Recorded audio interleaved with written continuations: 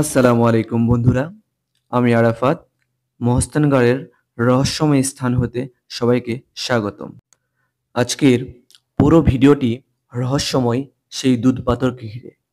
হ্যাঁ বন্ধুরা, দুধ পাথর সম্পর্কে ইতিহাস ঘেঁটে যতটুকু জানা যায়, পাথরের রংটি সাদা হওয়ার কারণে এর নামকরণ করা হয়েছে দুধ পাথর। অপরদিকে কেউ কেউ বলেছেন যে পাথরটিকে দুধ দিয়ে পুজো করা হয়, বিধায় এর নামকরণ করা হয়েছে দুধ পাথর। আমার কাছে দ্বিতীয় যুক্তিটি যথাযথ মনে হয়েছে।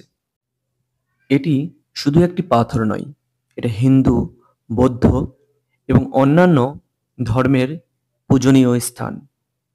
এখানে লোকেরা মানসা করে এবং পশু উৎসর্গ করে তার রক্ত সমর্পণ করে। চলুন ঘুরে আসি, সে রহস্যময় দুধ পাথর দেখে নিয়ে আসি।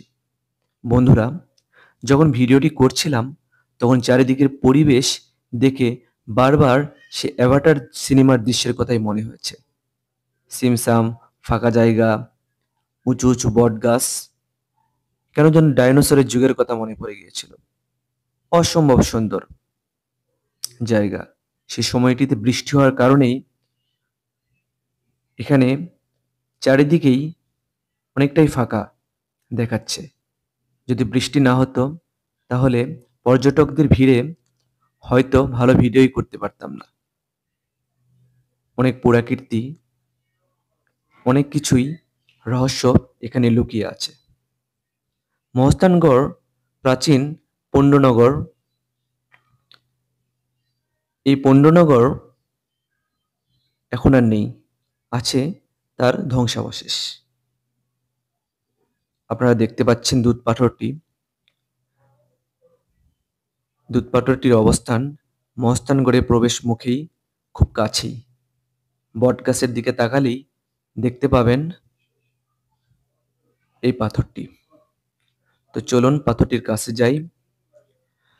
তো যাওয়ার পথেই দেখে মনে হচ্ছে এটি কোনো কিছু দিয়ে ঘেরাও করা রয়েছে। তো হাঁটি হাঁটি পা পা করে শিকড় বেয়ে উপরের দিকে উঠলাম। তো দুধ পাথরটি অবস্থিত বট গাছের নিচেই। পুরো রহস্যময় একটি স্থান। মানুষগুলো না থাকলে হয়তোবা নিজেও ভয় পেতাম। দেখুন চারিদিকে কত সুন্দর দৃশ্য, ফাঁকা। দেখলেই আপনাদের মনে এক অন্যরকম অন্য জগতের কথা মনে হবে। চারিদিকে দেখছেন কত সুন্দর পরিবেশ। বট গাছগুলো কত কালের সাক্ষী বহন করছে। আপনারা দেখছেন দুধ পাথরটি। তো কিছু ফটো সেশন করলাম। তো দুধ পাথরটি একটু দেখেন। এটা স্থানীয় জনগণ এবং ইতিহাস ঘেঁটে যা জানা যায়, এই পাথরটি সাদা হওয়ার কারণে, দুধের মতো সাদা হওয়ার কারণে দুধ পাথর নামকরণ করা হয়েছে। কিন্তু আমার কাছে এটা যথাযথ মনে হয় নাই, কারণ পাথরের রং পুরোই কালো টাইপের। তো সেই স্থানে